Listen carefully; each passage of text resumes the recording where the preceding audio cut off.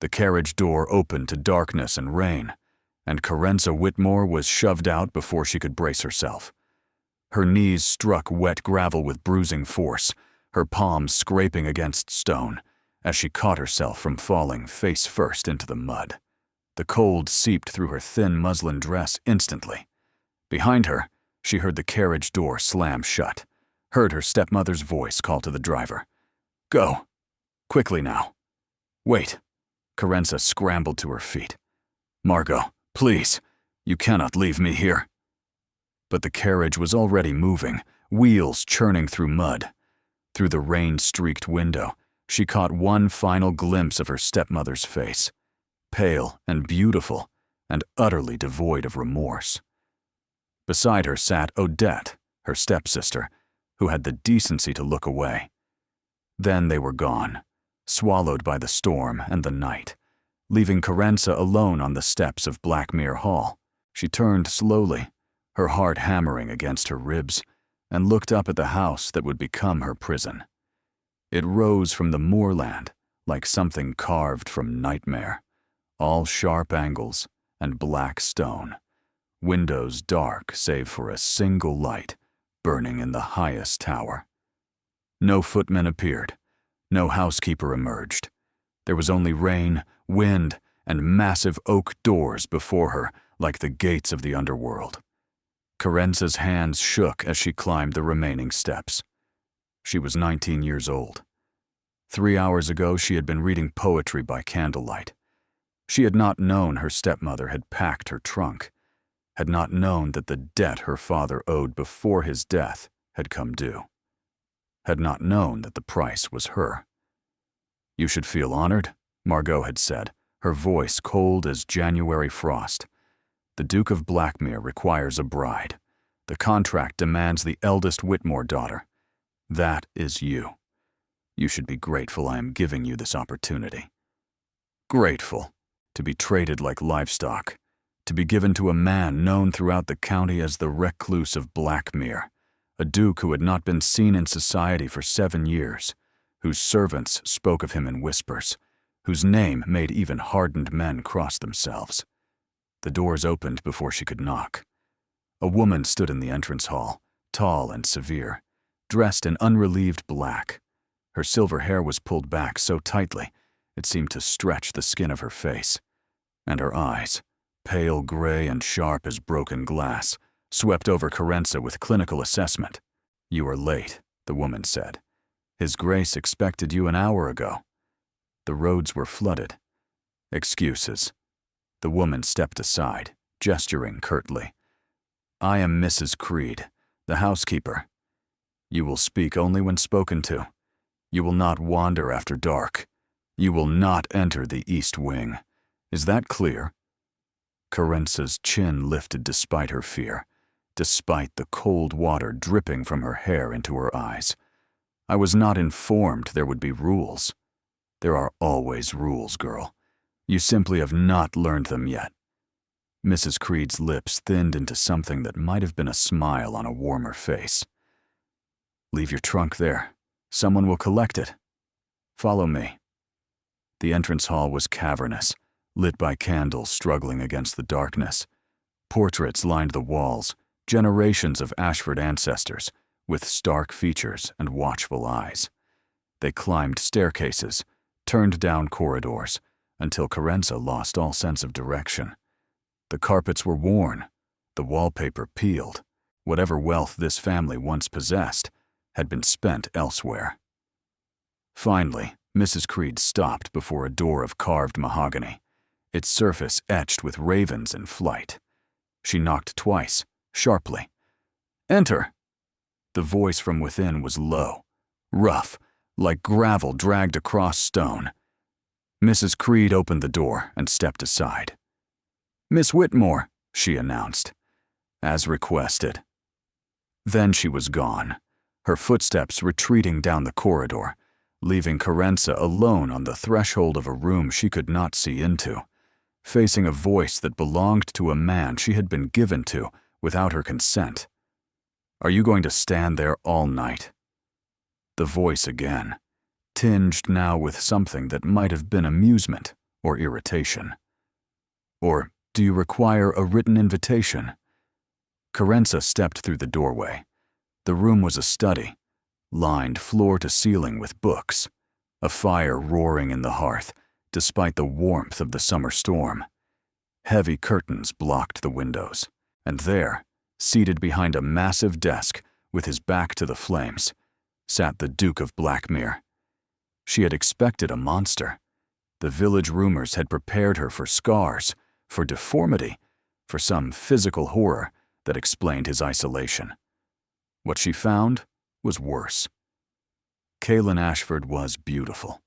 Dark hair swept back from a face of angular perfection, sharp cheekbones, a jaw that could have been carved from marble. But his eyes, when they met hers, were the color of a frozen lake in winter, and just as cold, just as empty. He studied her the way a collector might study an insect pinned beneath glass. "You're smaller than I expected," he said finally, "and wetter. Did Margot throw you from the carriage into a ditch?" "Almost." Carenza's voice came out steadier than she felt. "She threw me onto your doorstep in the rain instead." Something flickered in those frozen depths. "Charming woman. Your stepmother. I can see why your father married her." He rose from his chair, and Carenza's breath caught. He was tall, well over 6 feet, and he moved with the controlled grace of a predator. "I suppose you want to know why you're here. I know why I'm here, to pay my father's debt. Do you?"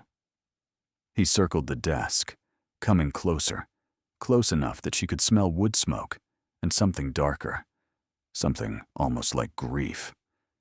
"And what exactly do you think that payment entails?" Before she could answer, a door slammed somewhere deep in the house, and a voice, high and hysterical, echoed through the halls. The Duke's expression shuddered instantly, all trace of dark amusement vanishing. "That," he said quietly, "is a conversation we will finish later. Mrs. Creed will show you to your rooms." He strode past her toward the door. "Do not wander tonight, Miss Whitmore. Some debts are more complicated than gold." Then he was gone, leaving Carenza alone in the fire-lit study with the echo of that scream still ringing in her ears. What had her stepmother sent her into? Sleep did not come that night. Carenza lay in a bed far too large for her, in a room far too grand for a debtor's offering, and listened to the house breathe around her. Blackmere Hall creaked and groaned like a living thing, its bones settling in the darkness, its walls holding secrets she could not begin to fathom. The scream she had heard did not repeat, but the silence that followed was somehow worse. At dawn, pale light revealed her prison. The room was beautiful in a faded way, dusty rose wallpaper and furniture that had once been expensive. A wardrobe held 3 dresses that had been hung there while she slept, fabrics finer than anything she had ever owned. Someone had been in her room. The thought made her skin crawl. A knock at the door made her jump. "Miss." A young maid entered, round-faced and nervous, carrying a tray laden with tea and toast and a small pot of honey. "Mrs. Creed says you're to breakfast in your room this morning. His Grace is occupied." "Occupied with what?"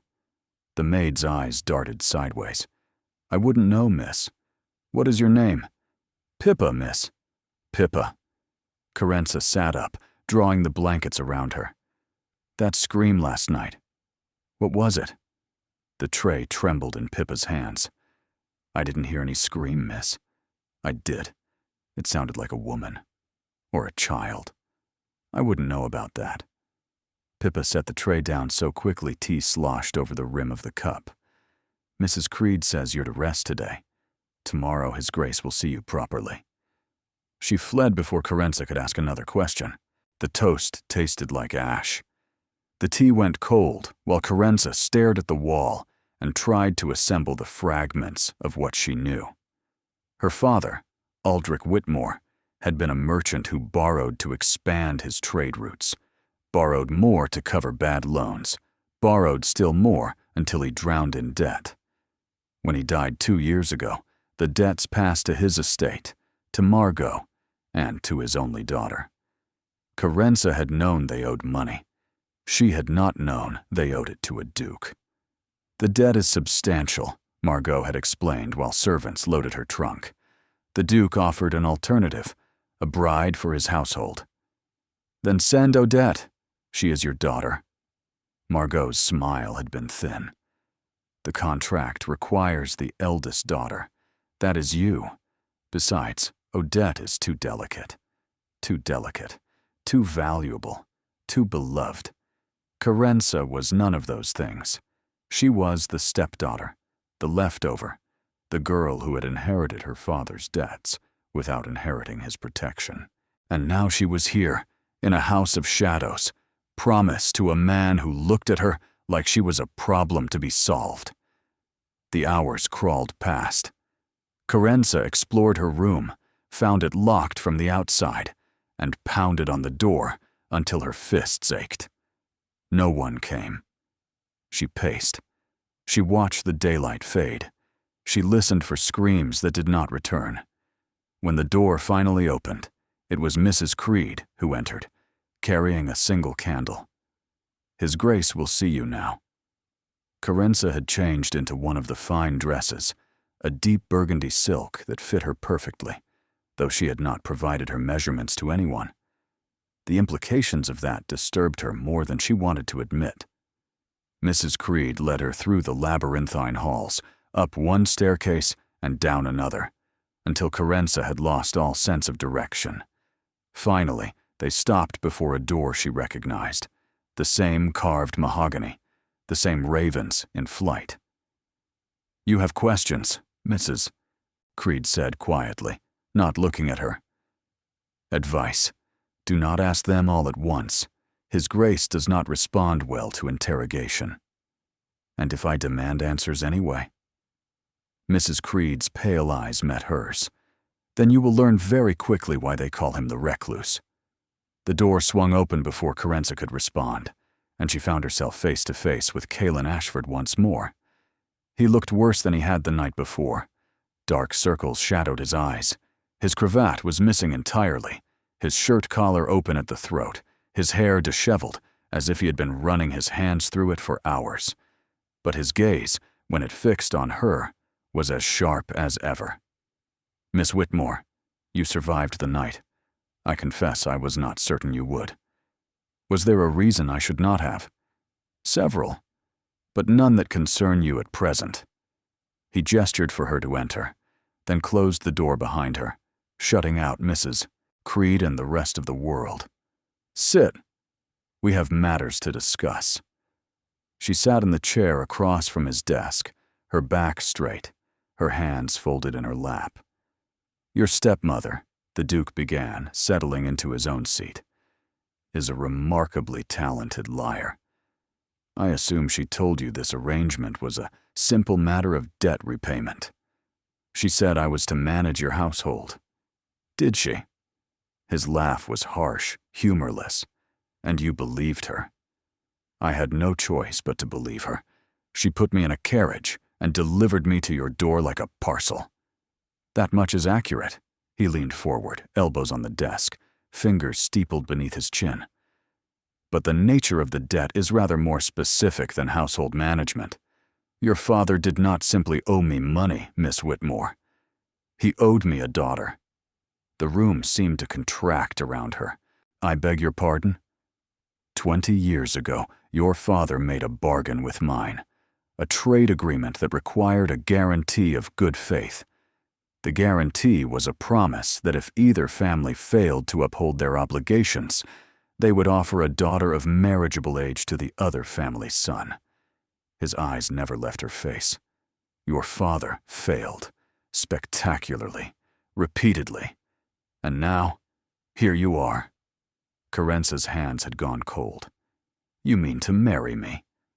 "I mean to fulfill the terms of a contract I did not write, but am bound to honor." He rose abruptly, moving to the window, his back to her. "My father believed in the old ways, agreements sealed in blood and promise. I find them archaic and distasteful. But I am also the last of my line, and the solicitors have made it clear. I marry a Whitmore daughter, or I forfeit Blackmere and everything in it. The contract specified the eldest daughter. It did. And you are the eldest. He turned, and something flickered across his features, something almost like pain. Your stepmother knows this. She sent you because the contract demanded it. But I suspect she has other plans. Plans that will become clear in time. Carenza stood slowly, her legs unsteady beneath her. What do you mean, other plans? I mean that Margot Whitmore does nothing without calculation. She sent you willingly, almost eagerly. That alone makes me suspicious. His voice softened, just slightly. But those are concerns for another day. For now, you are here, and we must both make the best of it. The scream from the night before echoed in Carenza's memory. Who screamed last night? She demanded. What are you hiding in this house? The Duke's expression shuddered completely. That, he said, is not part of our arrangement. You will be my wife in name. You will manage the household affairs. You will not ask questions about matters that do not concern you. He crossed to the door and opened it. Mrs. Creed will discuss the wedding arrangements with you tomorrow. Good night, Miss Whitmore. She was being dismissed, like a servant, like a possession. Carenza walked to the door, then stopped, turning to face him one final time. I did not choose to come here, she said quietly. I did not choose this debt, or this contract, or you. But if you think I will simply accept whatever crumbs of information you decide to offer, you have severely underestimated me. Something stirred in his glacial gaze. Surprise, perhaps, or interest. Good, he said softly. I was hoping you would say that. The door closed between them, and Carenza was left alone in the dark hallway, with more questions than answers, and the growing certainty that her stepmother had not simply abandoned her. She had sacrificed her to something far worse than a reclusive duke. 3 days passed before Carenza saw the Duke again. 3 days of wandering the permitted halls of Blackmere, of taking meals alone in the morning room, of asking questions that servants refused to answer. Pippa brought her dresses and drew her baths and looked increasingly terrified whenever Carenza mentioned the East Wing or the mysterious scream. Mrs. Creed appeared each morning with a schedule of household duties that Carenza was apparently expected to learn before the wedding. The wedding, as if it were already decided, as if she had agreed. On the 4th morning, Carenza woke to find a summons slipped beneath her door, thick cream paper, black ink, a single sentence written in a hand as sharp and angular as the man himself. The library. 10 o'clock. Do not be late. She arrived at 9:45 because she refused to give him the satisfaction of catching her unprepared. The library was the most beautiful room in Blackmere.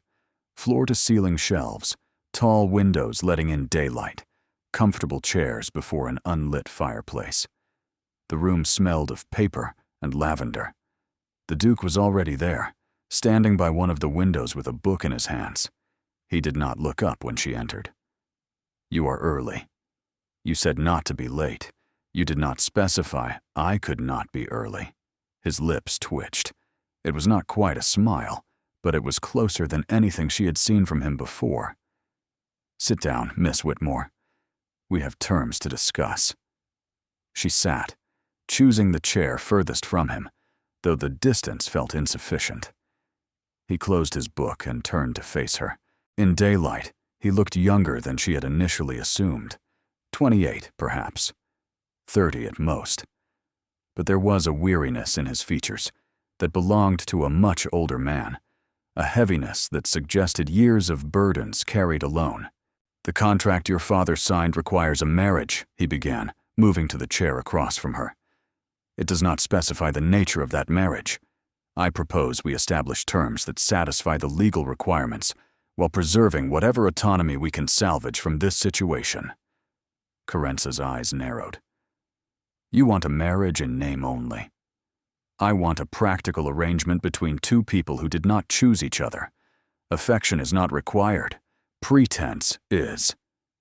He leaned back, crossing one ankle over the opposite knee. "You will be the Duchess of Blackmere in all public respects. You will manage the household, oversee the servants, handle the social correspondence that I have neglected for far too long. In exchange, you will have complete freedom within the estate, a generous personal allowance, and my word that I will make no demands upon you that you don't wish to fulfill." It was more than she had expected, far more than she had feared. "And privately?" she asked. "Privately, we will maintain separate chambers, separate lives. You are not my prisoner, Miss Whitmore, whatever your stepmother may have implied. Once the marriage is solemnized and the contract fulfilled, you may come and go as you please. I ask only that you maintain the appearance of a functioning marriage when we are observed." "Why?" The question burst from her before she could contain it. "Why do you need a wife at all, if you intend to ignore her existence? What is so precious about Blackmere that you would bind yourself to a stranger to keep it?" The Duke's expression flickered, then hardened. "That is not a question I intend to answer." "Then I have a question you must answer." Carence leaned forward, holding his gaze despite the cold warning in his eyes. "Who screamed the night I arrived? Who lives in the East Wing? What are you hiding in this house?" Silence stretched between them, taut as a bowstring. "You ask too many questions. You offer too few answers. If I am to be your Duchess, even in name, I deserve to know what I am attaching my name to." He rose abruptly, pacing to the fireplace with his back to her. When he spoke again, his voice was carefully controlled. "Her name is Honoria. She is my sister. She is unwell, and she does not leave her rooms, and she is absolutely none of your concern." His sister. Carenza had not known he had a sister. Nothing in the village rumors had mentioned family of any kind. The Reclusive of Blackmere, they called him. The last of the Ashford line, alone in his crumbling estate, with only servants and shadows for company. Unwell how? In a manner that requires privacy and specialized care. He turned, and for the first time, she saw something other than cold control in his expression, something that looked almost like fear. "Honoria has not been well since our parents died. She has episodes that frighten her and exhaust her, and leave her unable to recognize even her own brother. I keep her hidden, not out of shame, but out of protection. The world is not kind to women whose minds work differently than expected." The confession hung in the air between them, raw and unexpected. "I am sorry," Carenza said quietly. "I did not know." "No one knows. That is rather the point." He returned to his chair, suddenly looking exhausted. "I tell you this because you will hear her, eventually, and I would rather you understand than imagine something worse. But I must have your word that you will speak of this to no one. If society learned that the Duke of Blackmere keeps a mad sister locked in his East Wing, the gossip alone would destroy what little remains of our family's reputation." "She is not mad," Carenza said sharply. "She is ill. There is a difference." Something thawed in his expression. Surprise, perhaps, or gratitude. "Yes," he said slowly. "There is." The tension in the room eased, just slightly, though Carenza remained wary. One honest answer did not erase all her questions, but it was a beginning. "I have conditions of my own," she said. "If we are to negotiate, then negotiate we shall." The Duke inclined his head. "I'm listening." "First, I want letters sent to my family. Not to Margot, she has made her feelings perfectly clear, but to my father's sister, my Aunt Bellamy, who lives in the north. She doesn't know what has happened to me. She deserves to be informed. Granted. Second, I want access to all parts of the house, not Honoria's private chambers. I understand the need for her peace, but I will not be confined to approved hallways like a well-behaved ghost. If I am to be mistress of this estate, I will know it fully.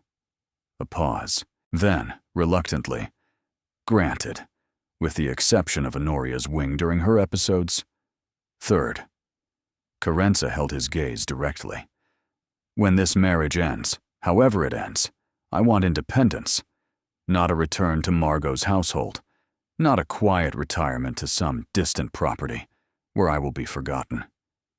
I want funds sufficient to establish my own life, and connections sufficient to ensure I am not ruined by association with you. The Duke's expression was unreadable. You assume this marriage will end.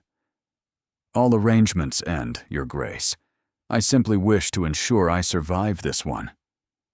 For a long moment he said nothing. Then he extended his hand across the space between them. Your conditions are accepted, Miss Whitmore. Do we have an agreement? Carenza looked at his hand, elegant and steady, offered without hesitation. She thought of her stepmother's cold smile, of Odette's averted eyes, of the carriage disappearing into the rain. She thought of the scream in the darkness, and the sister she had not known existed, and the man before her, who was perhaps not the monster the village whispered about, but something far more complicated. She took his hand. We have an agreement. His grip was warm, firm, briefer than expected. He released her and stood in one fluid motion. The wedding will take place in 3 weeks. Mrs. Creed will handle the arrangements. I suggest you use the time to familiarize yourself with the household accounts. He moved toward the door, then paused. And Miss Whitmore? Yes? Whatever you may think of me, whatever rumors you have heard, I am not your enemy. His grip tightened on hers with unexpected intensity. Your stepmother is. Remember that. He left before she could respond, and Carenza sat alone in the library, surrounded by books and dust and the echo of his words. Her stepmother was her enemy. That much she had already known. What she had not expected was the possibility that the Duke of Blackmere might one day become her ally, or something more dangerous still. The weeks that followed were an education in contradictions. Blackmere Hall was crumbling and magnificent in equal measure. Carenza discovered rooms with furniture draped in white sheets, chandeliers thick with cobwebs. But she also found a conservatory where orchids bloomed, a music room with a pianoforte still in tune, a kitchen garden where herbs grew wild. The estate was dying, but it was dying beautifully. Mrs. Creed became her reluctant guide, walking her through account books and household inventories with the grim efficiency of a general surveying a losing battle. The numbers were worse than Carenza had imagined. Blackmere had been bleeding money for years, its income from tenant farms barely covering the costs of basic maintenance. The servants' wages were 3 months in arrears. The roof leaked in 17 places. The eastern tower, where Honoria lived, required constant repairs that consumed whatever surplus the estate managed to produce. His Grace's father believed in appearance over substance, Mrs. Creed explained one afternoon, her thin lips pressed together in disapproval. Grand parties, expensive horses, investments that never materialized. When he died, he left nothing but debts and obligations. And His Grace has been trying to repair the damage ever since. His Grace has been trying to keep this family from complete ruin. Mrs. Creed's pale eyes met hers. He has sold paintings, furniture, his mother's jewelry. He dismissed half the staff 5 years ago. He has not purchased new clothing for himself in 3 years. Everything he has goes to maintaining what remains and caring for Lady Honoria. The revelation altered something in Carence's understanding. She had assumed the Duke's reclusiveness was a choice, an aristocratic eccentricity. Now she understood it was a necessity. He could not afford to participate in society. He could not afford to be seen. "Why did he agree to marry, then?" Carence asked. "If money is so scarce, a wife is an additional expense. Because without a wife, he loses everything." Mrs. Creed closed the account book with a decisive snap. "The contract your father signed included a clause. If the Duke of Blackmere fails to marry a Whitmore daughter by his 30th birthday, the estate reverts to a distant cousin who has been circling like a vulture for years. Lord Pemberton, a man who would sell Blackmere for parts and turn Lady Honoria out into the street." Carence's blood ran cold. "When is His Grace's 30th birthday?" 6 weeks from today." 6 weeks. The wedding was in 3. That left almost no margin for error, no time for delay, no room for the marriage to fail. "You begin to understand, Mrs." Creed said quietly. "This is not a game, Miss Whitmore. This is survival." That evening, Carence wandered the permitted halls with new eyes. She noticed the careful repairs where wood had rotted, the strategic placement of furniture to hide water stains, the way candles were rationed so carefully that entire wings remained dark after sunset. She noticed, too, the small touches that suggested someone still cared. Fresh flowers in the entrance hall, polished brass on the door handles, clean windows in the rooms that were actually used. Someone was fighting to keep Blackmere alive, and that someone wasn't doing it alone. She found the Duke in the library again, bent over correspondence by candlelight, his face drawn with exhaustion. He did not look up when she entered. "Mrs. Creed told me about Lord Pemberton," she said without preamble. "She told me about the clause in the contract." His pen stilled. "Did she? Why did you not tell me yourself? That you needed this marriage to save your home, your sister, everything you have left?" Would it have changed your answer? Carence considered. "No. I had no choice regardless." "Then what difference does it make why I need you, only that I do?" He set down his pen and finally looked at her. The candlelight carved shadows beneath his cheekbones, softened the hard edges of his features. "I'm not accustomed to explaining myself, Miss Whitmore. It is a skill I have had little opportunity to practice." "Then practice now." She moved to the chair across from him, sitting without invitation. "If I am to help you save Blackmere, I need to understand what I am saving it from." For a long moment, he simply looked at her. Then something in his posture relented, some wall lowering just slightly. "Pemberton is my father's nephew," he began slowly. "The son of a younger brother, who always resented being second. When my father died, Pemberton contested the will, claiming the estate should pass to him since I had no wife, no heir, no prospect of continuing the line. The courts ruled in my favor, but only on the condition that I marry by 30. A safeguard, they called it. A guarantee that Blackmere would not die with me. And Pemberton has been waiting ever since.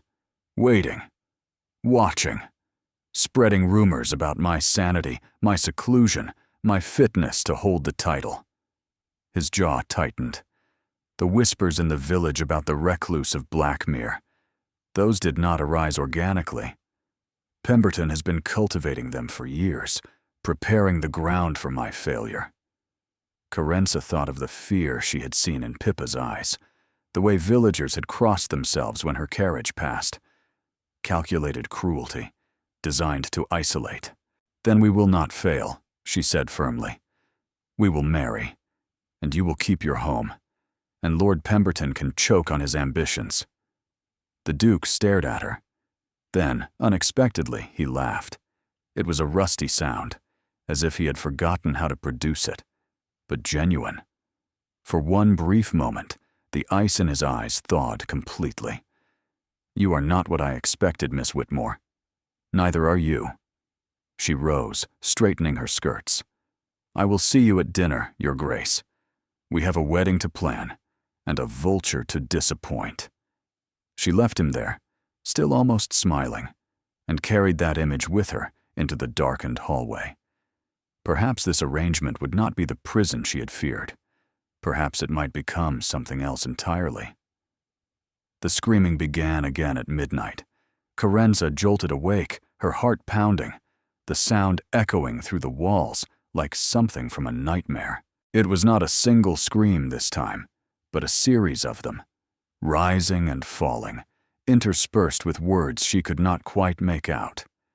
She was out of bed before she could think, pulling on a wrapper, grabbing a candle from the bedside table. The corridor outside her room was dark and empty, but she could hear footsteps somewhere above her, urgent and quick. She followed the sound. The east wing was forbidden. She knew this. Mrs. Creed had made it abundantly clear.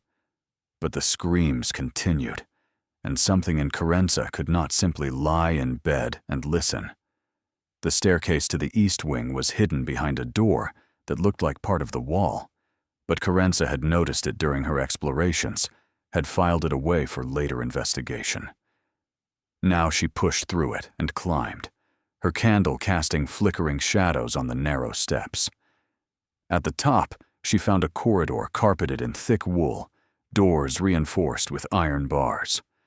One door stood open at the far end, light spilling out. Carenza approached slowly. Inside, she found a comfortable room with a large bed, writing desk, and bookshelves. And there, in the center, the Duke knelt beside a young woman crumpled on the floor, sobbing. Honoria.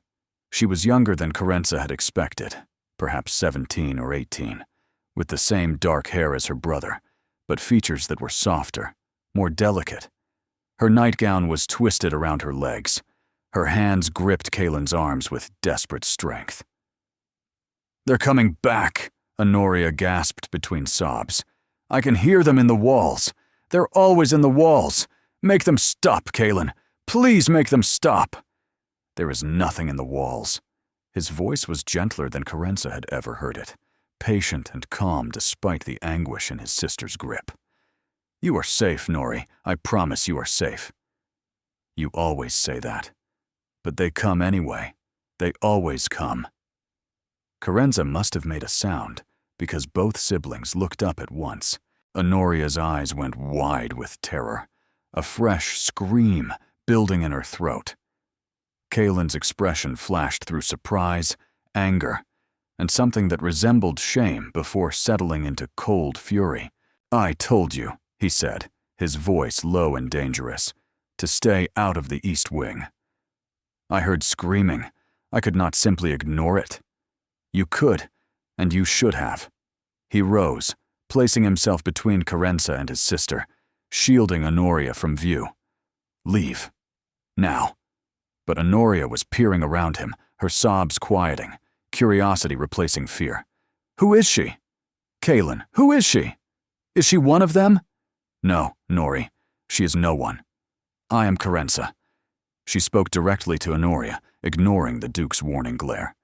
"I am going to marry your brother. I did not mean to frighten you." Honoria blinked. "Marry? Kaelin is getting married? In 3 weeks. He did not tell me." Honoria's voice carried a note of hurt. "He never tells me anything important. He thinks I cannot understand." "That is not true," Kaelin said, his voice strained. "I was going to tell you tomorrow, when you were feeling better. I'm feeling better now." Honoria pushed past him, approaching Carenza with the cautious curiosity of a wild animal. Up close, she was lovely despite her pallor, her eyes a warmer shade of blue than her brother's, less guarded. "You are pretty. Are you kind?" Kaelin needs someone kind. He pretends he does not, but he does. Carenza glanced at the Duke, who had closed his eyes as if in pain. "I try to be kind," she said carefully, "though I don't always succeed. That is honest. I like honest." Honoria reached out and touched Carence's wrapper, rubbing the fabric between her fingers. This is soft. Mrs. Creed only gives me rough things. She says soft things are impractical, but I like soft things. So do I. Honoria smiled, and for a moment, she looked entirely normal, entirely sane, just a young woman meeting her future sister-in-law for the first time. Then her expression flickered, her gaze sliding sideways toward the shadows in the corner. They are quieter now, she whispered. The things in the walls. They are quieter when there are more people. Perhaps you should visit me again. Honoria. Kaylin's voice was gentle but firm. It is time to sleep. Miss Whitmore will visit tomorrow when you are rested. Promise. Honoria looked at Carenza with sudden intensity. Promise you will come back. Carenza held her gaze without flinching. I promise. The Duke guided his sister back to bed, murmuring reassurances until her eyes closed and her breathing steadied. Only when she was truly asleep did he turn back to Carenza, gesturing sharply toward the door. In the corridor, he closed the door behind them and rounded on her. I gave you explicit instructions. You gave me rules without reasons. Now I have seen the reason for myself.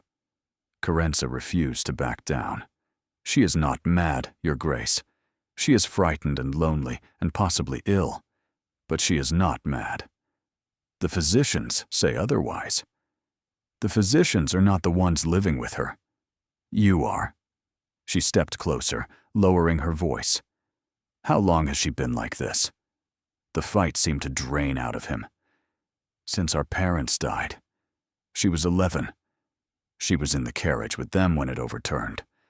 She was trapped beneath it for hours before anyone found her. Our mother died, holding her hand. Carenza's breath caught. Oh. She does not remember it. Not consciously. But something in her mind broke that day and never healed. The physicians call it hysteria, mania, a dozen other names that mean nothing. I call it grief that has no outlet. He leaned against the wall, suddenly looking as young and lost as his sister. She has good days, sometimes weeks of good days. Then something triggers an episode, and she is back in that carriage, trapped in the dark, listening to our mother die. And you have been caring for her alone all this time. There is no one else. His voice was hollow.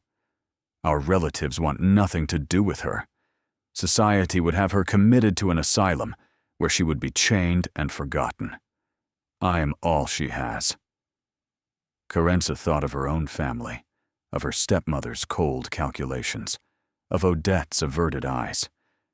She thought of what it meant to be the one who stayed, the one who carried the burden, the one who refused to abandon someone the world had already written off. Not anymore, she said quietly. Now she has me, too. The Duke looked at her for a long moment, something changing in his expression that she could not quite name. You would do that? Take on this burden that is not yours? I promised her I would return. I do not break my promises. He said nothing, but when they parted ways at the staircase, his hand brushed hers in the darkness, brief and warm. It was not quite gratitude. It was the beginning of something else entirely. The days that followed were different. Kaylin began appearing in unexpected places. In the morning room at breakfast, in the conservatory, where she tended orchids, in the library each evening, where discussions expanded from accounts into conversations about literature and philosophy. He was still guarded, still prone to retreating behind walls of cold formality when questions cut too close. But the retreats came less frequently now, and the walls seemed thinner. You played the pianoforte, Carenza observed one evening, having discovered sheet music tucked into a desk drawer with his handwriting on the margins. Quite seriously, from the look of these annotations. Kaylin's jaw tightened, but he did not deflect. My mother taught me. I have not played since she died. That seems a waste. Many things seem wasteful in hindsight. He took the sheet music from her hands, but gently, almost reverently. She used to say music was the only language that needed no translation, that it could speak directly to the soul without passing through the mind. She sounds wise. She was. Wiser than my father, certainly. Wiser than me. He set the music aside, his expression distant. Honoria has her eyes, the same warmth, the same way of seeing past surfaces to what lies beneath. It is why I cannot bear to send her away. Every time I look at her, I see our mother. Carenza understood then why he guarded his sister so fiercely. Honoria was not merely his responsibility. She was his last connection to a world that had been stolen from him. "Perhaps you should play again," she said softly. "Not for anyone else. Just for yourself. For her." He looked at her with an expression she could not decipher. Perhaps. The wedding preparations continued with relentless efficiency. Mrs. Creed produced a gown from some hidden storage, cream silk that had belonged to the previous duchess, let out and altered to fit Carenza's slighter frame. A local vicar was engaged. Flowers were ordered from the garden. The household staff, what remained of them, began cleaning rooms that had not been opened in years. Through it all, Carenza visited Honoria daily. At first, the visits were brief. Honoria was suspicious, prone to sudden silences, to fits of trembling that had nothing to do with cold. But Carenza persisted, bringing books to read aloud, bringing embroidery to work on while they sat in comfortable quiet, bringing small treats from the kitchen that made Honoria's eyes light up like a child's. Slowly, trust grew. "Tell me about outside," Honoria asked one afternoon, curled in her window seat, watching clouds drift across the moor. "I cannot remember what it feels like, to be outside without walls." Carenza moved to sit beside her. "It feels like freedom. The wind on your face, the ground beneath your feet, the sky so vast above you that your problems seem small in comparison. I used to ride horses, before." Honoria's fingers traced patterns on the glass. "Mother taught me. She said I had a natural seat. Father said I was reckless." A ghost of a smile. I was reckless. I loved going fast, feeling the world blur around me. "Perhaps you will ride again someday." "Kalen will not allow it. He thinks I will fall. He thinks everything will hurt me. He loves you. Fear often looks like control when love is underneath." Honoria turned to look at her, something ancient and knowing in her young eyes. "You understand him. I can tell. No one has understood him in a very long time. I'm trying to. Keep trying." Honoria took her hand, her grip surprisingly strong. "He needs someone who will not give up. Everyone gives up eventually. Promise me you will not." It was the second promise Honoria had extracted from her. Carenza wondered how many more there would be before this was over. "I promise," she said, and meant it. That night, Carenza found a package outside her door. Inside was a book, Byron's collected works bound in soft green leather. A note tucked within read simply, "For your dramatic moods." See, she held it to her chest and smiled. The following evening, she sought him out in the library. He was standing by the window, watching the sunset paint the moor in shades of gold and amber, and he turned when she entered with something like hope in his expression. "You found the book." "I did. Thank you. Though I suspect you simply wanted an excuse to clean out your shelves." His lips twitched. "You have discovered my secret motivation. I am a ruthless curator. The most ruthless." She moved to stand beside him, close enough to feel the warmth radiating from his arm. "Honoria asked me today if I would teach her to embroider. She said Mrs. Creed's stitches are too perfect. that they make her feel inadequate. And you agreed. Of course, my stitches are charmingly imperfect. I will make her feel like a master craftswoman in comparison. Kaylin laughed, soft and surprised, and the sound did something strange to Carence's heart. She had heard him laugh once before, but this was different. This was relaxed, unguarded, genuine. You have changed things here, he said quietly, still looking out the window. In barely 2 weeks, you have changed more than I managed in 7 years. I have simply asked questions and refused to accept silence as an answer. That is precisely what I mean. He turned to face her, and suddenly the space between them felt very small.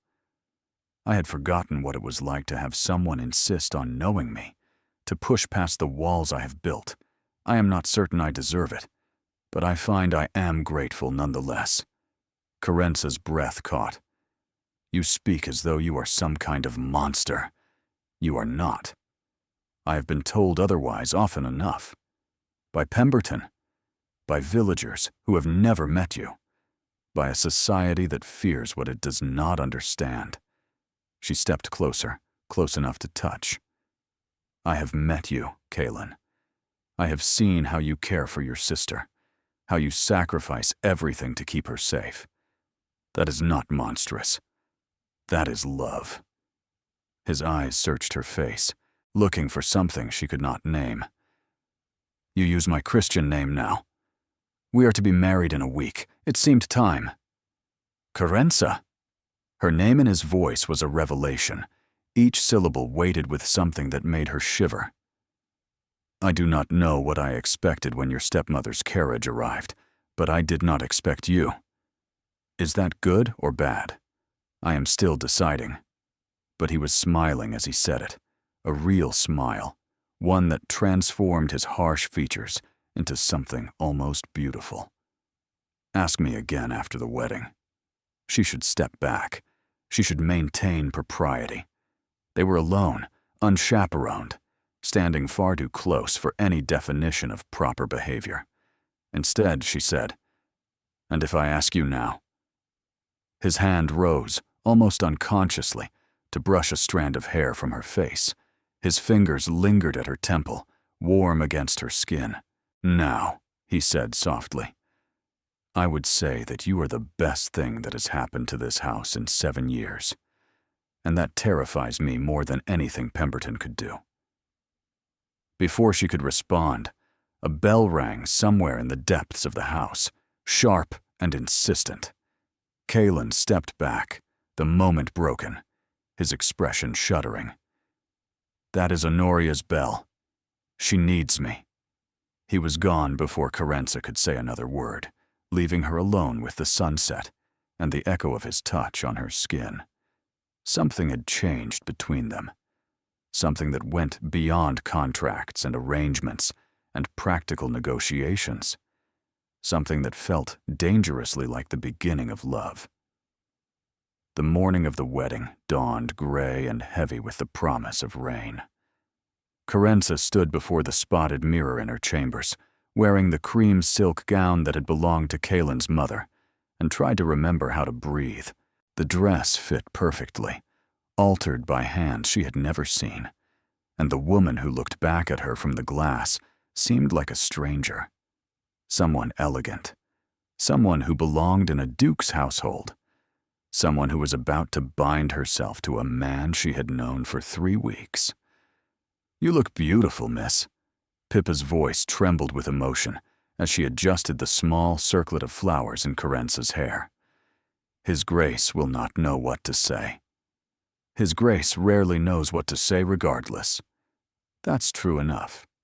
Pippa smiled, then sobered. Are you frightened, miss? Carence considered the question honestly. I was, when I first arrived, but now I think I am something else entirely. What's that, miss? Hopeful. The word felt dangerous on her tongue, like speaking a wish aloud and risking its destruction. But it was true. Somewhere in the past 3 weeks, between library conversations and visits to Honoria and the brush of Kaylin's fingers against her temple, Hope had taken root. The ceremony was held in Blackmere's small chapel, a stone building adjacent to the main house that had been hastily cleaned and filled with flowers from the garden. Mrs. Creed stood as witness. Pippa wept quietly in the corner. The elderly vicar spoke the words with practiced efficiency, and Carenza repeated her vows in a voice that barely shook. When Kaelin slid the ring onto her finger, a simple gold band that had been his mother's, his hands were steady, but his eyes were not. She saw something in their depths that she had not expected, something that looked almost like wonder. "With this ring, I thee wed." His voice was low, meant only for her, and it wrapped around her like a promise. They signed the register. The vicar pronounced them man and wife. And just like that, Carenza Whitmore became the Duchess of Blackmere. The wedding breakfast was modest, held in the morning room with only the household staff in attendance. Honoria had wanted to come, had begged and pleaded, but Kaelin had gently refused. Too many people, too much stimulation, too great a risk of an episode. Instead, Carenza had promised to visit her immediately after, to show her the ring, to describe every detail of the ceremony. She was just rising to fulfill that promise when the front doors of Blackmere Hall crashed open. The sound echoed through the house like a thunderclap. Voices followed, loud and demanding, and then footsteps, heavy boots on marble floors. Kaelin was on his feet instantly, his expression hardening into something Carenza had not seen before, cold fury, barely contained. "Stay here," he commanded, and strode from the room. Carenza did not stay. She followed him to the entrance hall, where a scene of chaos was unfolding. 3 men stood inside the doors, rain dripping from their coats onto the polished floor. The one in front was tall and fair-haired, handsome in a way that seemed calculated, with a smile that did not reach his pale eyes. "Cousin," the word dripped with false warmth. "I heard there was to be a wedding. How devastated I was not to receive an invitation." "Pemberton." Kaelin's voice could have frozen fire. "You were not invited because you are not welcome." Such hostility. And here I thought family should celebrate together. Pemberton's gaze slid past Kaelin to where Carenza stood in the doorway. "Ah, the bride, I presume. How charming. Though I confess I expected someone more substantial. You will not speak to her." "I will speak to whomever I please. I am still a peer of the realm, cousin, whatever your delusions of authority." Pemberton stepped forward, his men flanking him like dogs awaiting command. "I came to offer my congratulations, of course, and to inform you that I have filed a formal challenge to this marriage with the courts." The air in the hall seemed to solidify. "On what grounds?" Carenza heard herself ask, her voice steadier than she felt. Pemberton's smile widened. "On the grounds that the bride is not who she claims to be. My sources indicate that Miss Carenza Whitmore is not, in fact, the eldest daughter of Aldrich Whitmore. That distinction belongs to another young woman entirely, a Miss Odette Beaumont, daughter of Aldrich's second wife by her first marriage, legally adopted into the Whitmore family before Carenza was even born." The ground seemed to give way beneath her feet. Carenza saw Kaelin's face go white, saw his hands clench into fists at his sides, saw the triumph blazing in Pemberton's pale eyes. "The contract specified the eldest daughter," Pemberton continued, savoring each word. "If your bride is not the eldest, then the contract is unfulfilled, the marriage is void, and Blackmere reverts to its rightful heir." He spread his hands in mock regret. "Me." "That is a lie," Carenza said, but even as she spoke, doubt crept in. Odette was older than her by 2 years. Margot had always treated her as the precious firstborn. Had there been an adoption? A legal arrangement Carenza had never known about? Had her stepmother planned this from the beginning? I suggest you take your challenge to the courts and let them decide, Kalen said, his voice like iron. Until then, you will leave my house. Our house, soon enough. But Pemberton retreated, still smiling, his men falling into step behind him. At the door, he paused. Enjoy your wedding night, cousin. It may be the last peace you know for quite some time. The doors closed behind him. Silence fell, thick and suffocating. Carenza could not look at Kalen, could not bear to see the doubt that must be forming in his eyes, the suspicion that she had deceived him, that she was part of her stepmother's scheme. I did not know, she whispered. I swear to you, I did not know. I believe you. She looked up, startled. He stood rigid, his jaw clenched, but his eyes, when they met hers, held no accusation. Margot orchestrated this, he continued, his voice tight with controlled rage. She sent you knowing the marriage could be challenged. She wanted Pemberton to win. The question is why? Because she hates me. The truth spilled out, bitter and undeniable. She has always hated me. I reminded her that my father loved someone before her, that I existed before Odette. She wanted me gone, and she wanted you ruined, and she found a way to accomplish both. Kalen crossed the space between them in 3 strides and took her hands in his. Then we will prove her wrong, he said fiercely. We will find the documentation. We will challenge Pemberton's claims. We will fight this together. Together. The word wrapped around her heart like armor. And if we lose, his grip tightened, then we lose together.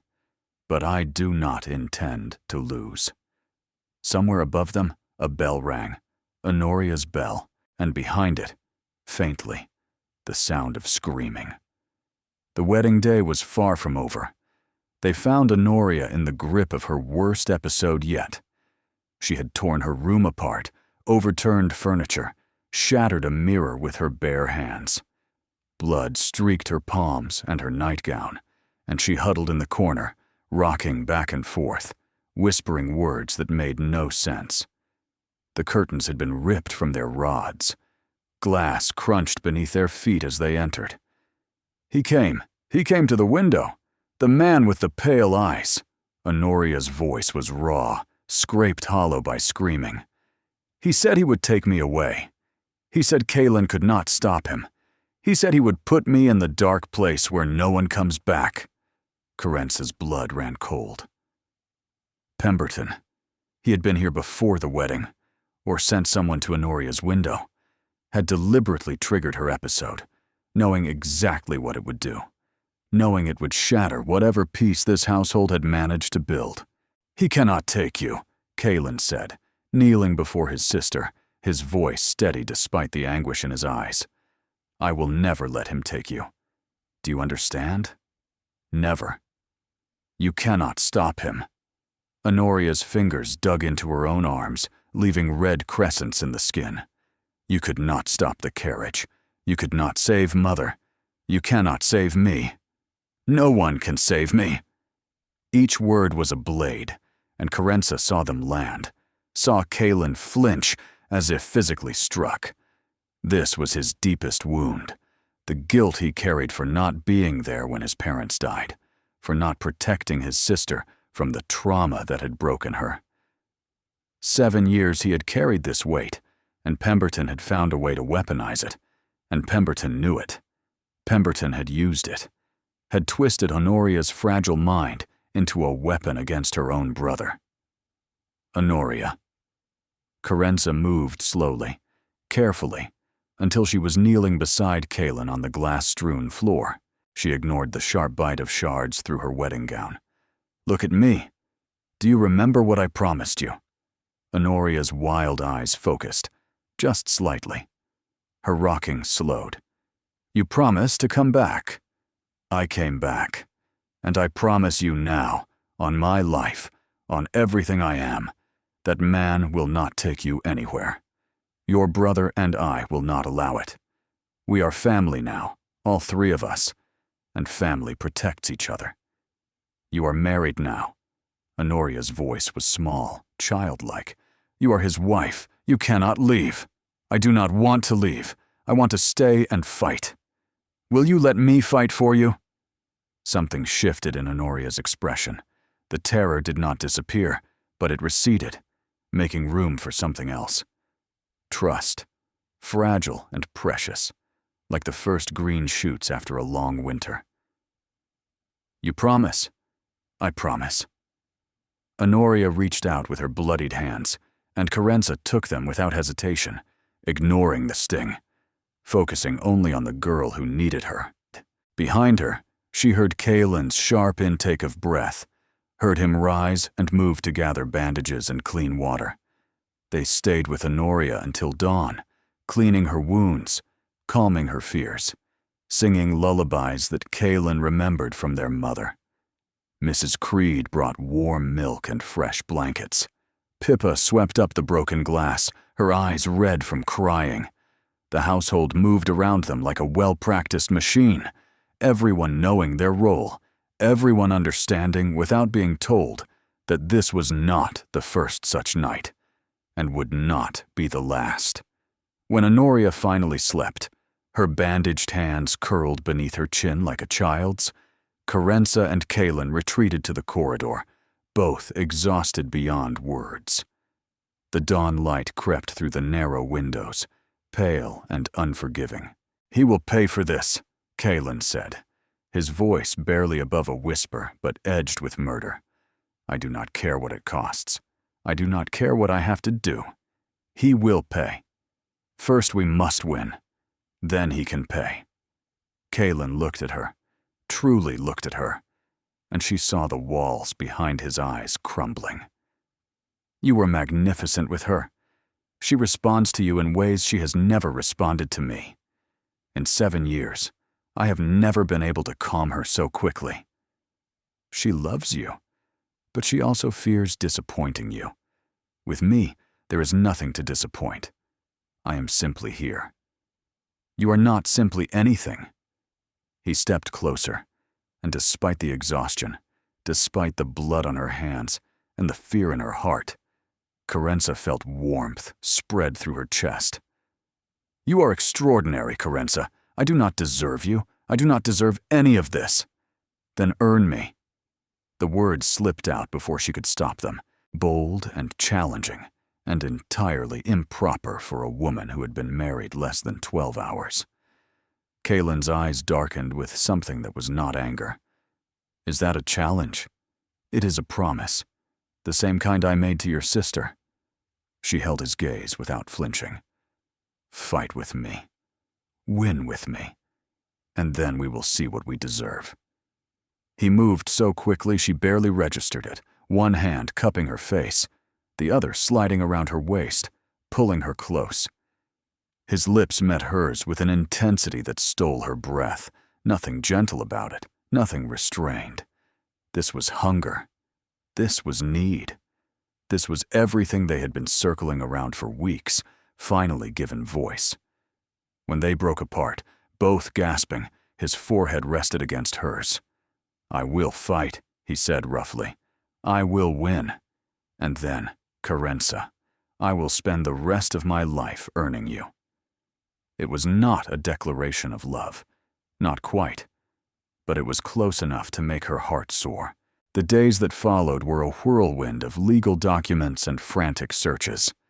Mrs. Creed produced old correspondence between Carenza's father and the previous duke, letters that hinted at the original agreement, but provided no definitive proof. Kaelin sent messengers to London, to the records office, to anyone who might have documentation of the Whitmore family history. Carenza wrote to her Aunt Bellamy, begging for information, for proof, for anything that might confirm her status as eldest daughter. Through it all, Pemberton waited, smiling, confident, his challenge working its way through the courts with agonizing slowness. And then, on the 7th day, a letter arrived. It was from Margot. My dear stepdaughter, it began, the false warmth dripping from every word. I understand you have been seeking proof of your birthright. How touching. Unfortunately, the documents you require are in my possession, and I have no intention of surrendering them. You see, I made certain arrangements with Lord Pemberton long before your father died. Arrangements that will benefit both Odette and myself quite handsomely once Blackmere falls into his hands. You were always meant to be a sacrifice, Carenza. I am simply ensuring the sacrifice serves its purpose. With warmest regards, your loving stepmother. Carenza read the letter 3 times before the words fully registered. Each reading felt like another knife slipping between her ribs. Then she walked calmly to the library, handed the letter to Kalen, and watched his face transform from confusion to fury to something cold and terrible. She has the documents, he said flatly. Without them, we cannot prove your status. Without proof, Pemberton wins. Then we must get them back. How? Storm her house? Demand she surrender them? Yes. Carenza met his eyes with fierce determination. That is exactly what we must do. The journey to Ashworth House took 2 days. 2 days of rain-soaked roads and cramped carriage rides and silences that stretched like wounds. The countryside passed in a blur of gray skies and green fields, punctuated by small villages where people stared at the ducal crest on the carriage doors with naked curiosity. Carenza watched it all through rain-streaked windows and tried to prepare herself for what lay ahead.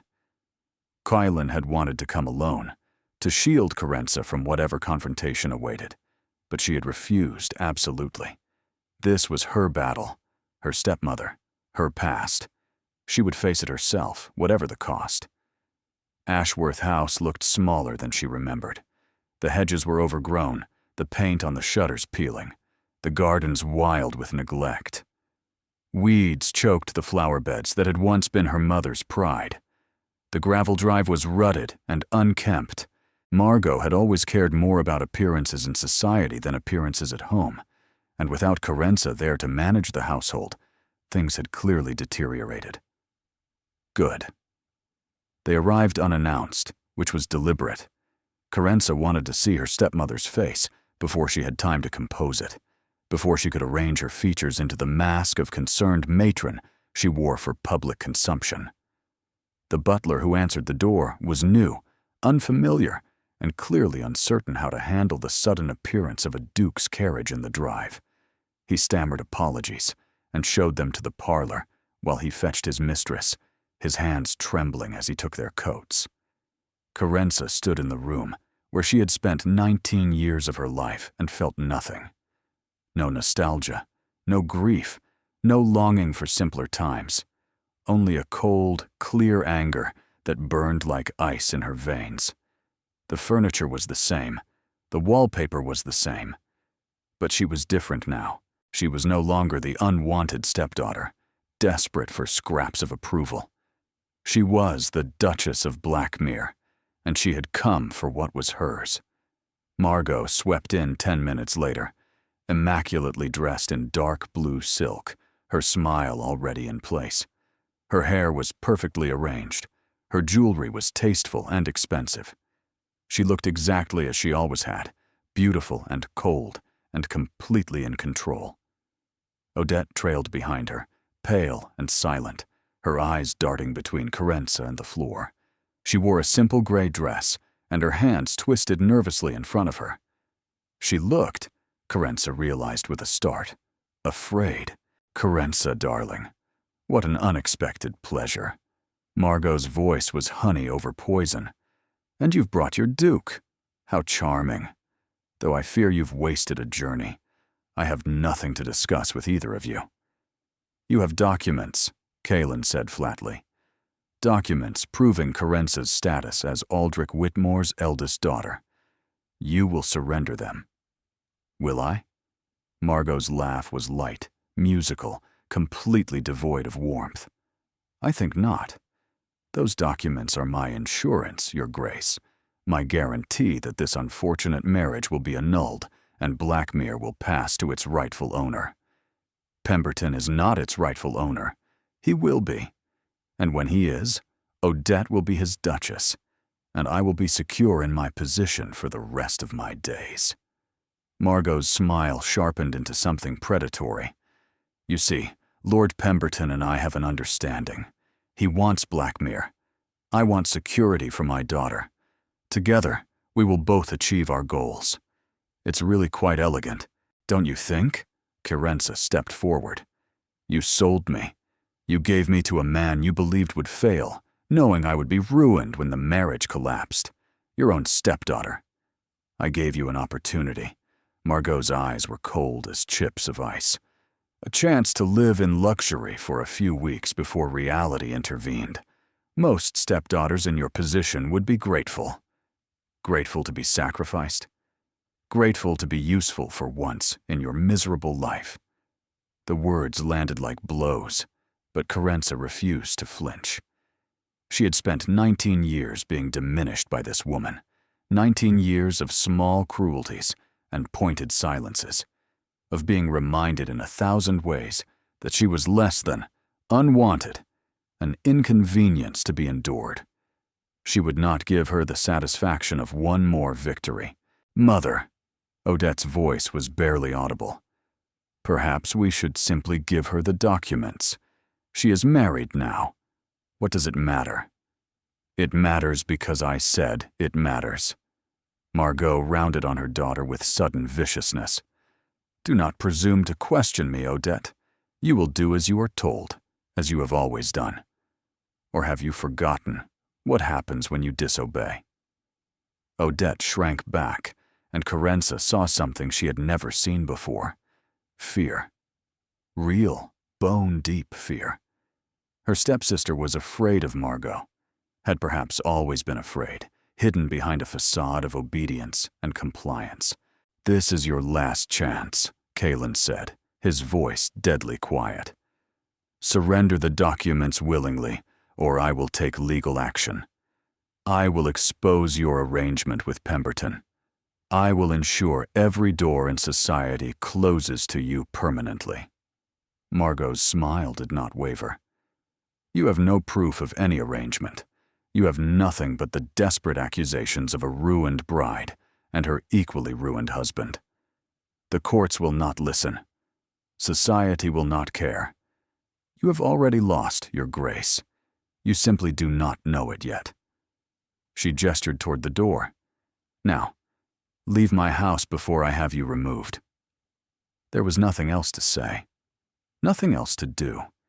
They had come for answers and found only more questions, more obstacles, more walls between them and the truth they needed.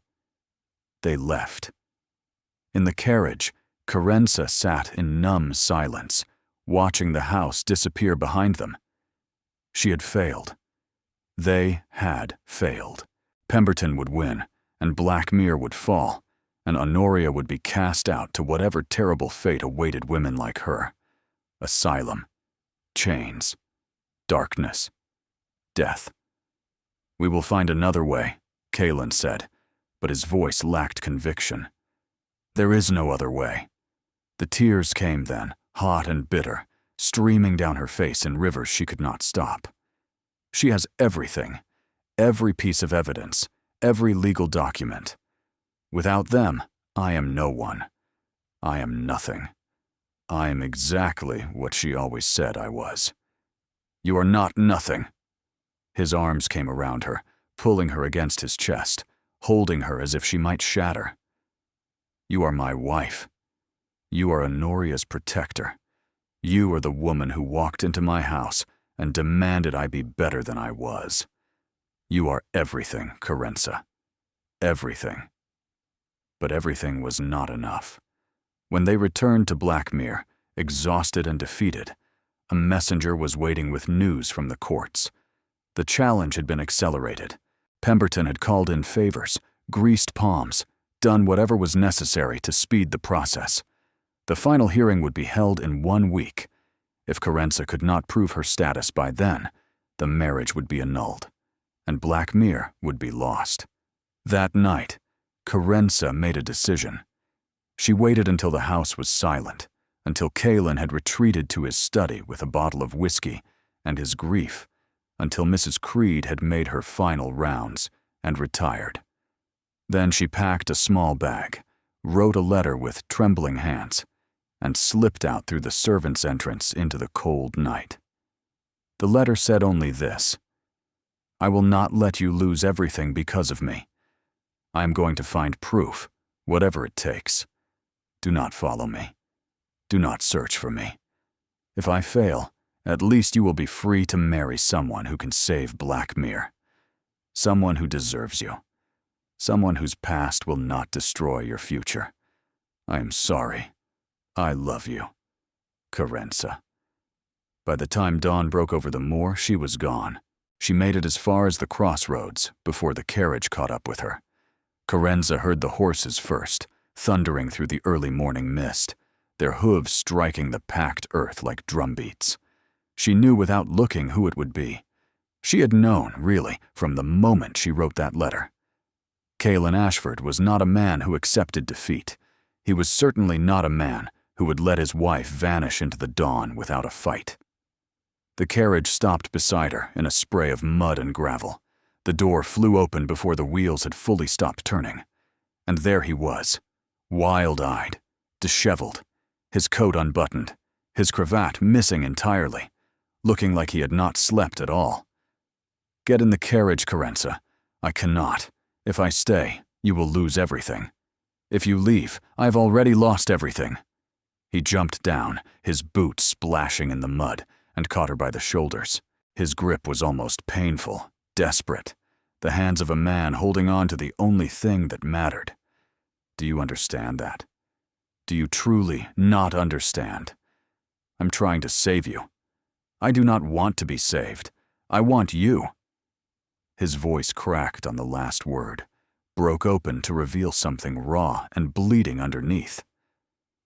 I have spent 7 years protecting what I had left, holding on to ruins with my bare hands, telling myself that duty was enough, that survival was enough. Then you arrived, and you made me remember what it was to want something beyond survival. You made me remember what it was to live. Kaelin, I love you. The words came out ragged, desperate, nothing like the controlled Duke she had come to know. I love you, and I cannot lose you, and I do not care about Blackmere or Pemberton or any of it if it means watching you walk away. Let him have the house. Let him have the title. Let him have everything, if keeping it means losing you. Carenza's resolve crumbled like a dam breaking, all her careful arguments washing away in the flood. I love you too, she whispered, the words torn from some deep place she had not known existed. That is why I was leaving. I could not bear to be the reason you lost your home, your sister's sanctuary, everything your mother loved, everything you have sacrificed so much to protect. My mother would have adored you. He pulled her close, pressing his forehead to hers. His breath was warm against her skin, his hands gentle now where they cupped her face. She would have said that love is worth any cost, that choosing each other is the only choice that matters, that everything else, the houses, the titles, the expectations, all of it is just decoration. The love is what's real. And your sister? Honoria begged me to find you. The moment she heard you were gone, she came to my study in her nightgown, barefoot, trembling, but clear-eyed. She said if you left, she would never forgive either of us. A ghost of a smile crossed his face. She also threatened to have an episode so spectacular it would be heard in London. I believe her. Despite everything, Carenza laughed. It came out wet, tangled with tears. But it was real. It was the first real thing she had felt since reading Margot's letter. Come home, Kaelin said softly. Come home, and we will face this together. Whatever happens, whatever we lose, at least we will lose it side by side. She looked at him, at this man who had been a stranger 3 weeks ago and was now somehow everything. She looked at the road stretching ahead, empty and cold and leading nowhere she wanted to go, nowhere that mattered. "Together," she said. He kissed her there in the mud and the mist, with the horses stamping impatiently beside them and the dawn breaking golden over the moor. When he lifted her into the carriage, she went willingly, and when he climbed in after her and pulled her into his arms, she stayed there. They had 1 week left to save Blackmere. They would not waste a single moment of it. The answer came from the most unexpected source. 3 days before the hearing, a carriage arrived at Blackmere bearing Aunt Bellamy, Carence's father's sister, a woman she had not seen in nearly 5 years. Bellamy was tall and silver-haired, and possessed of a sharp tongue that had terrorized the Whitmore family for generations. She wore practical traveling clothes and no jewelry, and she swept into the entrance hall like a general arriving to take command of a failing campaign. She was also, as it turned out, in possession of every document Carence needed. "Your father sent them to me years ago," Bellamy explained, settling into the library with a cup of tea, and the air of a woman who had been waiting for this moment her entire life. He knew what Margot was, knew she would try something eventually. "He made me promise to hold these papers until they were needed, until the day came when you would require proof of who you truly are." She produced a leather case, worn with age, but carefully preserved, the initials A.W. embossed in faded gold on the cover. Inside were birth certificates, baptismal records, legal documents attesting to Carence's status as Aldrich Whitmore's firstborn child, signed and witnessed and notarized beyond any possibility of dispute. And most damning of all, a letter in Margot's own hand, written to Lord Pemberton 3 years before Aldrich's death, outlining their entire scheme. "She was never subtle," Bellamy said dryly, tapping the letter with one finger. "Just confident that no one would ever find proof of her machinations. She thought she had destroyed all the evidence. She did not know Aldrich had made copies, or that he had entrusted them to me. Fortunately, I have spent decades collecting insurance against my brother's unfortunate choice of second wife. This is merely the most comprehensive collection." Kalen stared at the documents as if they were holy relics, his hands trembling slightly as he turned the pages. "This is everything we need. It is more than you need. It is enough to destroy Margot socially, financially, and legally.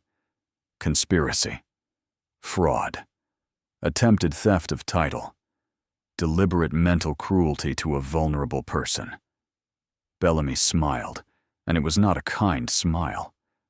"I suggest we do all 3.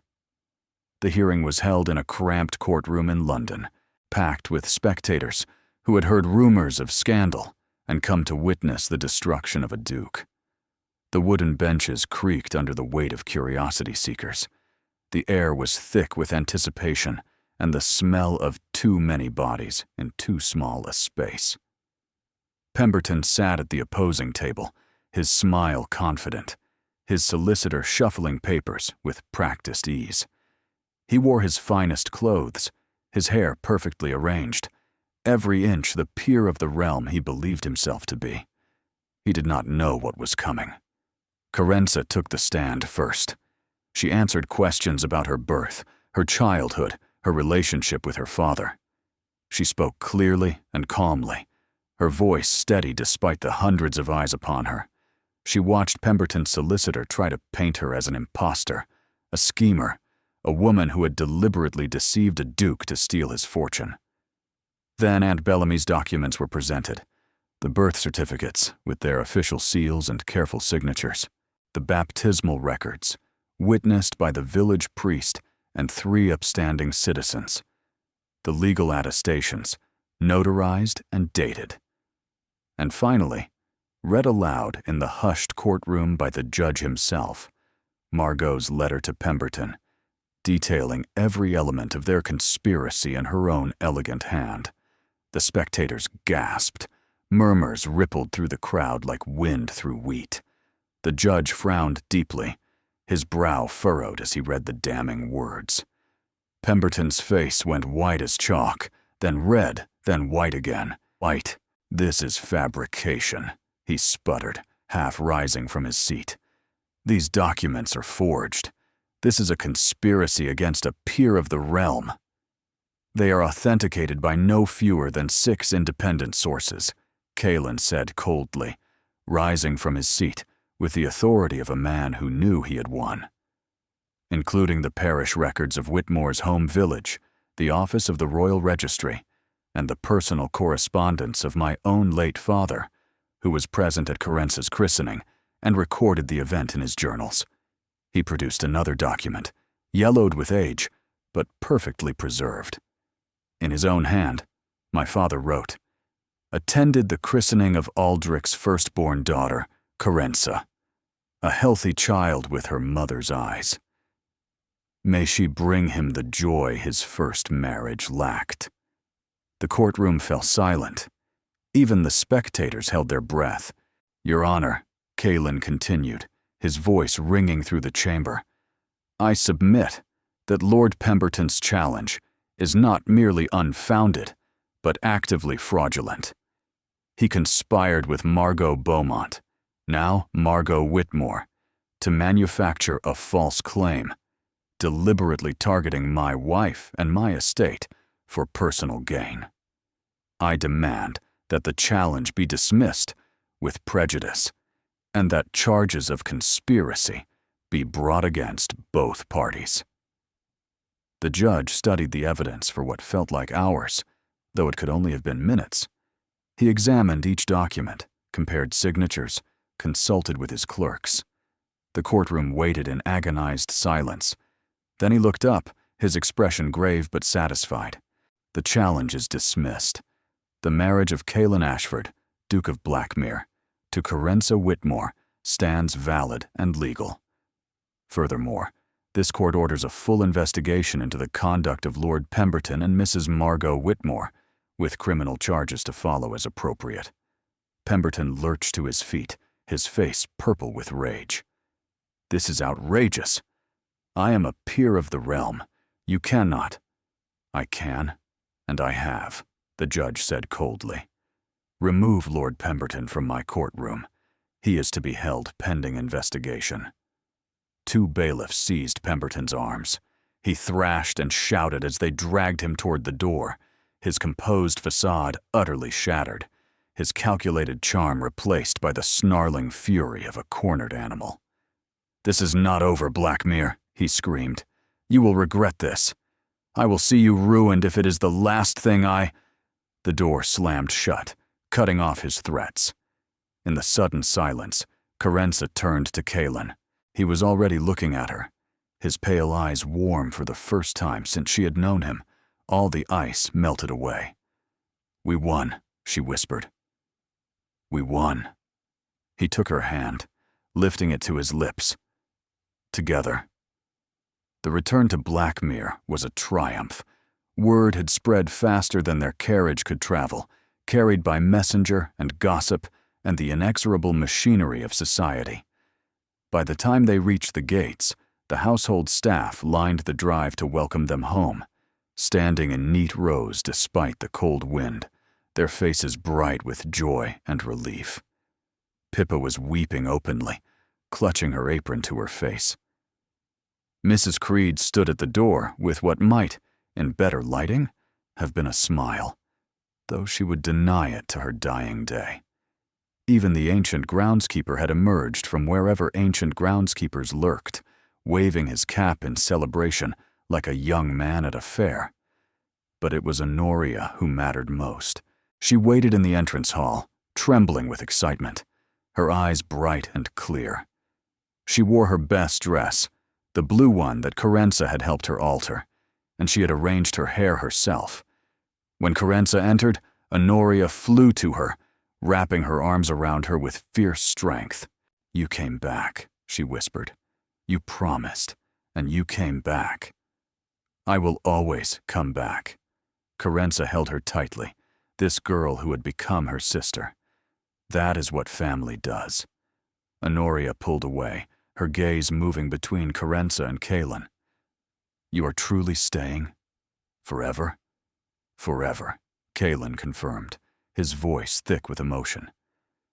She is your sister now, Nori, in every way that matters. Honoria's smile could have lit the darkest corners of Blackmere. Then we should celebrate, properly, with cake and music and dancing.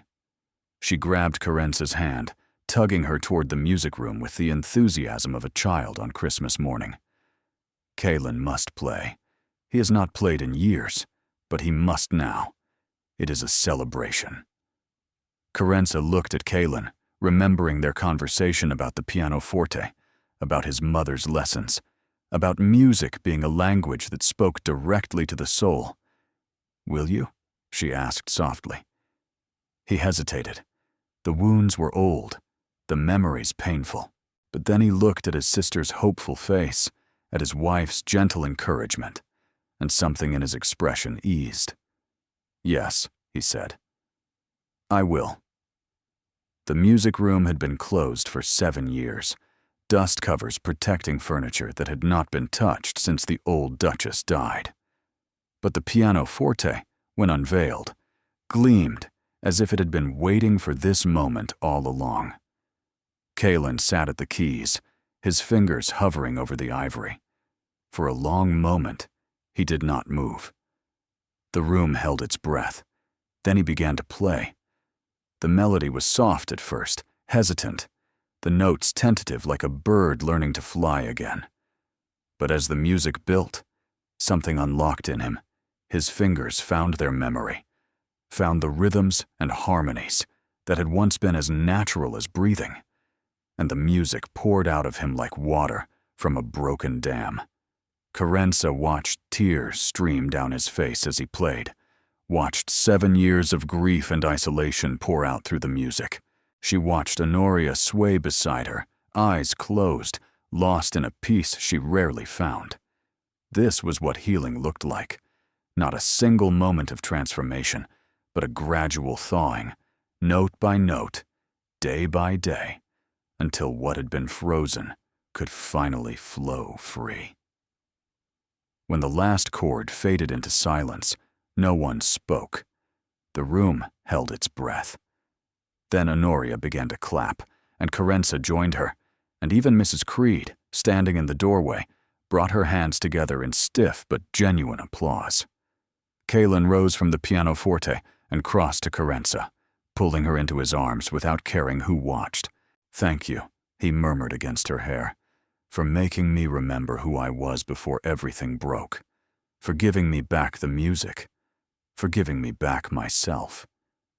You were always there, she whispered back. You just needed someone to remind you. That night, after Honoria had been settled and the household had retired, Carenza and Kaelin stood on the balcony outside their chambers, watching the moon rise over the moor. What happens now? Carenza asked. Now we rebuild. The estate, our lives, everything. He wrapped his arms around her from behind, his chin resting on her shoulder. It will take time. There is still much to repair. But we have time now. Yes, we have all the time in the world. She turned in his arms, facing him, memorizing the lines of his face in the moonlight. I never expected this. When my stepmother put me in that carriage, I thought my life was ending. Instead, it was just beginning. She meant to destroy you.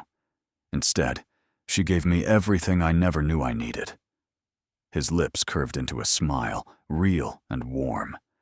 I should probably thank her, but I think I will have her arrested instead. Carenza laughed, and he caught the sound, with a kiss. 2 months later, Margot stood trial for conspiracy and fraud.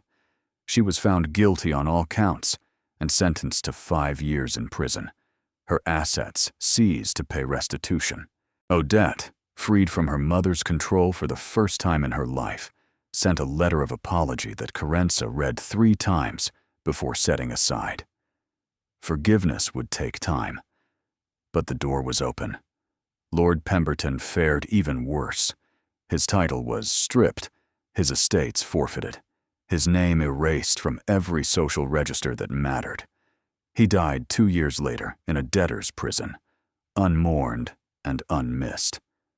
Blackmere flourished under Carence's management. The roof was repaired, the staff properly paid, the gardens restored to their former glory. Honoria's episodes grew less frequent as she found purpose in helping tend the orchids, in learning to ride again, and slowly, carefully, rejoining the world beyond her tower. And on the anniversary of their wedding, Kaelin presented Carence with a gift. It was a portrait, commissioned in secret, showing the two of them seated in the library with Honoria between them. A family.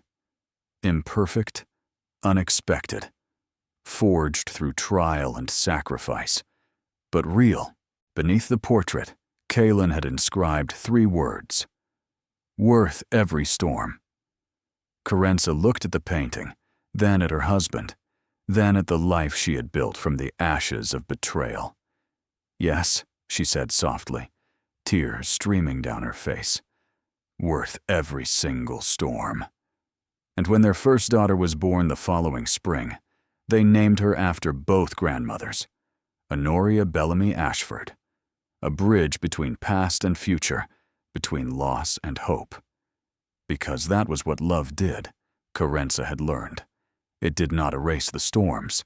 It made them worth surviving.